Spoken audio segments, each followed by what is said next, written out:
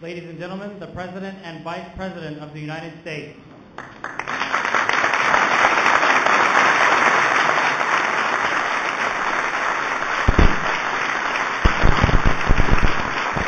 Thank you all.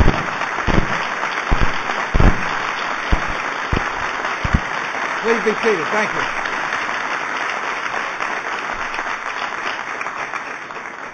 Thank you for coming. Welcome to the White House. Today I have the honor of signing legislation that builds on the growing ties between the world's two largest democracies, India and the United States.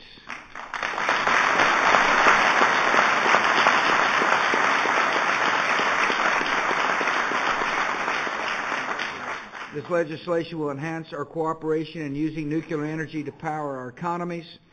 It will help us work together even more closely to reduce the danger of nuclear proliferation across the world. This legislation represents more than 3 years of hard work by a lot of people. I appreciate the work of the Indian American leaders from across the nation.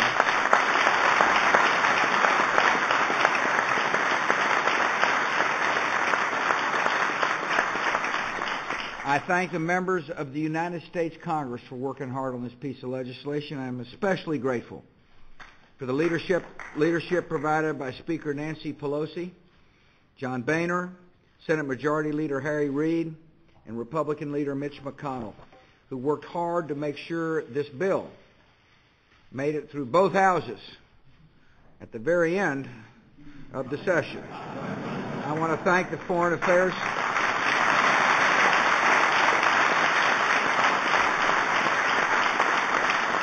I thank the leaders of the Foreign Affairs Committees in the House and the Senate, Senator Joe Biden, Dick Lugar, Chris Dodd, who is with us, as well as Representatives Howard Berman and Ileana Ros-Lathian. I also welcome the members of Congress here on the stage who worked hard to get this legislation done. I appreciate so very much the contributions of two leaders who played an important role in crafting this legislation, the late Henry Hyde and the late Tom Lantos.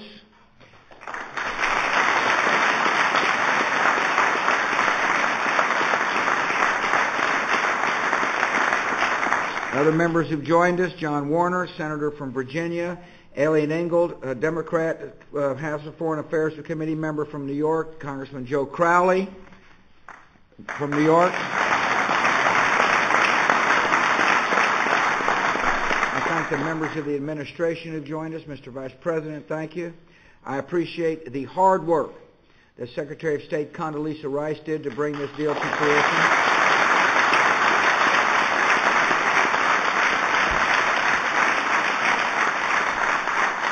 As well as Secretary Sam Bodman, the Department of Energy. I am so honored here that to have the Ambassador of India to the United States with us, Ambassador Sen. Thank you for joining us.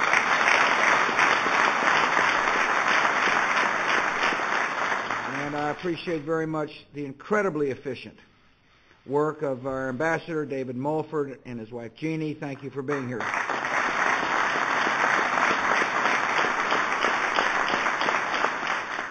You didn't do so bad yourself, Ambassador Blackwell. I thank the congressional staff who worked hard on this legislation. I congratulate you for the constructive work. I appreciate the supporters of the U.S.-India Nuclear Civil Agreement that are here today. All in all, welcome. This is a big deal.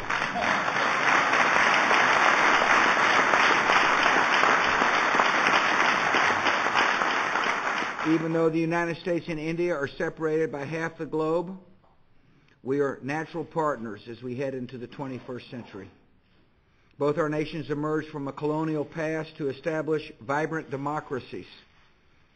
We have welcomed investment in private enterprise to become leaders in the global economy.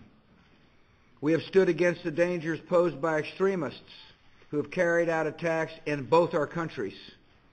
We have demonstrated that we cherish liberty, honor human dignity, and respect the rule of law. Despite these common interests and values, it was not long ago that relations between the United States and India were strained. In recent years, we've worked to transform our relationship into a strong strategic partnership. One area where we saw tremendous potential for cooperation is energy. As our economies have grown, our demands for energy have grown as well. It's become increasingly clear that we need to generate that energy in ways that are safe and clean and secure.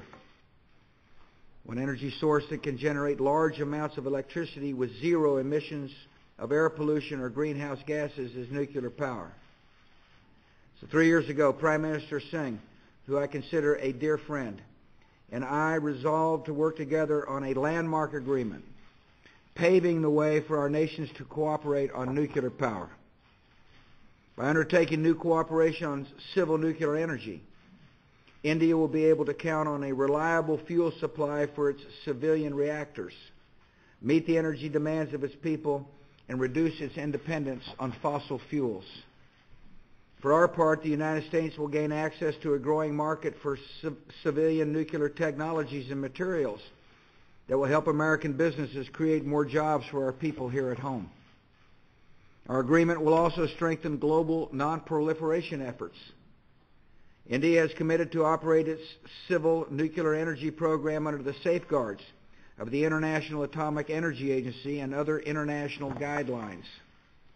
India will continue to build on its strong record of responsibility in operating its nuclear facilities.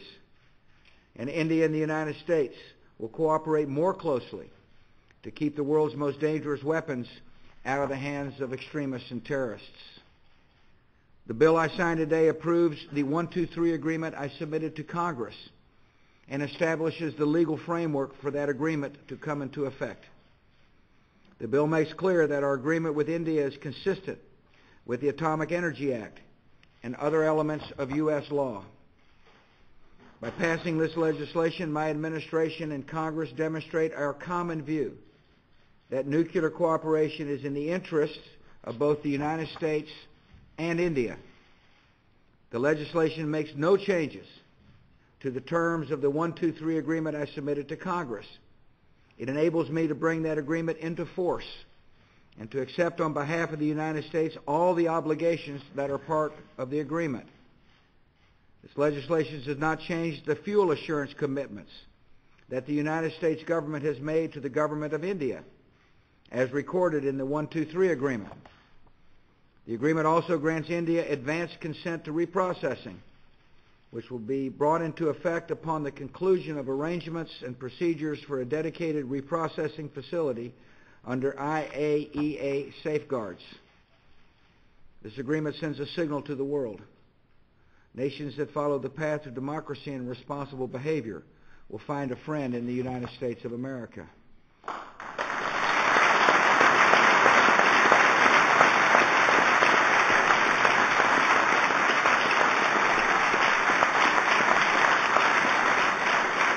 The American people are proud of our strong relationship with India, and I am confident that the friendship between our two nations will grow even closer in the years ahead. Laura and I send our best wishes to the hundreds of millions of people in India and around the world who will begin celebrating the ancient festival of Diwali later this month.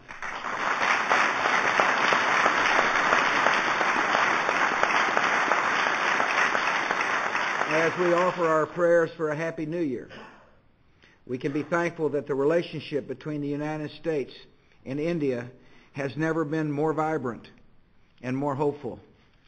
It is now my honor to sign the United States-India Nuclear Cooperation Approval and Nonproliferation Enhancement Act.